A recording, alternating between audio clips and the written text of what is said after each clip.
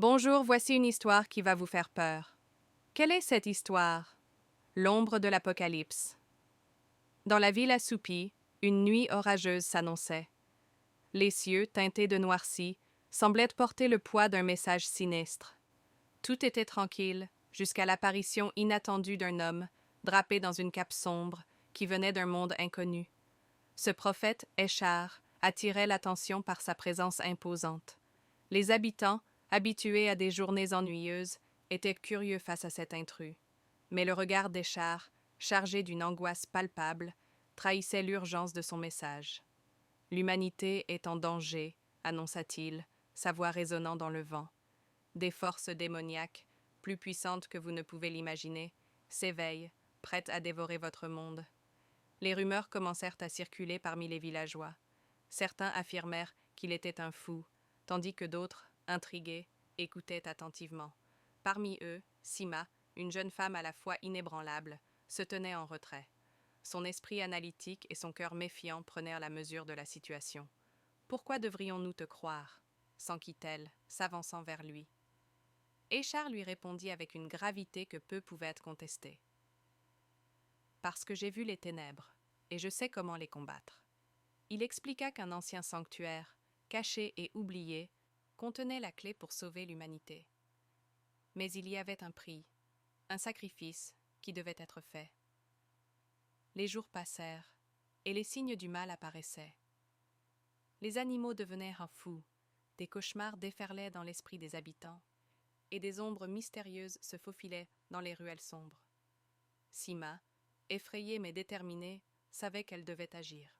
« Je ne laisserai pas l'obscurité nous engloutir, » murmura-t-elle, son cœur battant au rythme de sa résolution. Elle retrouva Échar, déterminée à comprendre le chemin du sanctuaire. Chaque mot échangé entre eux les rapprochait, mais Sima ne pouvait ignorer la tension croissante autour d'eux. Une nuit, alors qu'ils avançaient dans la forêt, elle sentit un frisson glacial dans l'air. Les branches craquaient et le vent murmurait des avertissements. « C'est ici que commencent nos épreuves, » dit Échar, son visage blême. Finalement, ils atteignirent l'entrée du sanctuaire. L'atmosphère était lourde, chargée d'une magie ancienne et d'une profonde terreur. Les murs portèrent les marques du temps, des symboles oubliés gravés depuis des siècles. « C'est ici que nous devons agir, » murmura Échar. Mais au moment où ils franchirent le seuil, une ombre surgit du néant, grandissant, déformant la lumière autour d'elle. La créature, aux yeux incandescents et aux griffes acérées, fit résonner un rugissement qui figea Sima sur place. Son instinct de survie lui cria de fuir, mais Échar se tenait ferme. « Je dois faire un sacrifice, » cria-t-il, la voix emplie de désespoir et de détermination. Sima, horrifiée, tenta de l'arrêter. « Non, Échar, ne fais pas ça. » Mais son appel fut emporté par le tumulte. Échar avança, déterminé à sauver l'humanité coûte que coûte.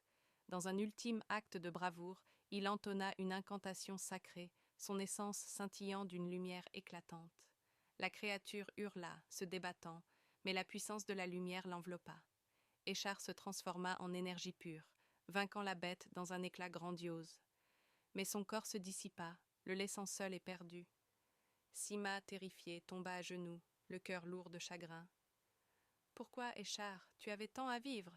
Mais il avait réussi, avait enfermé le mal dans un tourbillon de lumière. Pour un moment, le silence enveloppa le sanctuaire. Mais ce fut de courte durée. L'éteindre, voire plus.